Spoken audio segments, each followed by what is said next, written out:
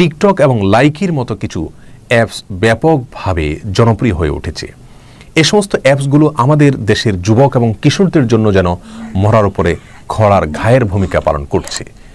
চেতনা এবং আদর্শ বিবর্জিত একটি প্রজন্ম বিনির্মাণ করতে যেন সহায়তা করছে এই সমস্ত অ্যাপসগুলো।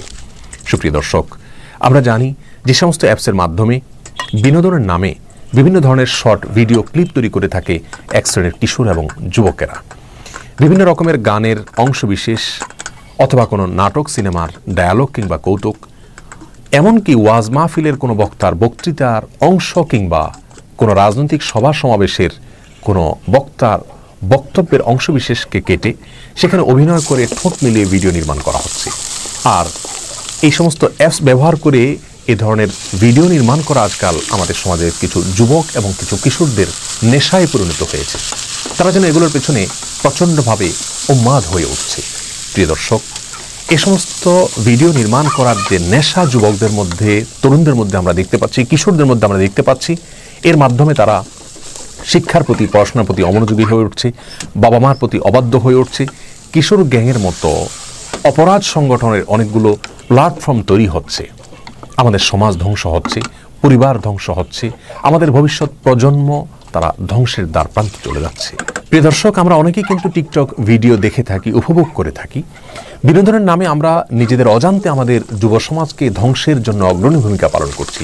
তার কারণ হলো টিকটক ভিডিও মানেই হলো অশ্লীলতা, টিকটক ভিডিও মানেই হলো কাউকে নিয়ে ট্রল করা, ব্যঙ্গ বিদ্রুপ করা, ঠাট্টা করা, হাসি তামাশা করা। মুসলিম তো বটেই, একজন সুস্থ মস্তিষ্ক সম্পন্ন মানুষ কিন্তু কোনো মানুষকে নিয়ে ট্রল করা, ব্যঙ্গ বিদ্রুপ করার বিষয়টিকে এটা তার জন্য উপভোগ্য মনে করতে পারেন না। বিনোদনের নামে এই কাজটি তিনি কখনো করতে পারেন না। অশ্লীলতার ব্যাপকতা কখনো সমর্থন করতে পারেন না, অথচ নিজেদের অজান্তে কিন্তু আমরা সেই কাজটি করে চলেছি। প্রিয় দর্শক, কোরআন কারীমের সূরা হুজুরাতের 11 নম্বর আয়াতে আল্লাহ সুবহানাহু ওয়া তাআলা অত্যন্ত পরিষ্কার ভাষায় অন্য কাউকে নিয়ে ট্রল করা, ব্যঙ্গ বিদ্রুপ করার বিষয়টিকে নিষিদ্ধ ঘোষণা করেছেন। আল্লাহ বলেছেন, লা ইয়াসখার কওমুন মিন কওমিন, কেউ যেন অন্য কাউকে নিয়ে ঠাট্টা না করে, বিদ্রুপ না করে, ব্যঙ্গ না করে, এটাকে আল্লাহ সুবহানাহু ওয়া তাআলা হারাম ঘোষণা করেছেন। তেমনিভাবে যারা সমাজের মধ্যে অশ্লীলতাকে বিভিন্নভাবে ছড়িয়ে থাকে, বিস্তার করে থাকে, তাদের ব্যাপারেও কোরআন কারীমে আল্লাহ সুবহানাহু ওয়া তাআলা দুনিয়াতে লাঞ্ছনা এবং আখিরাতের যন্ত্রণাদায়ক শাস্তির কথা ঘোষণা করেছেন।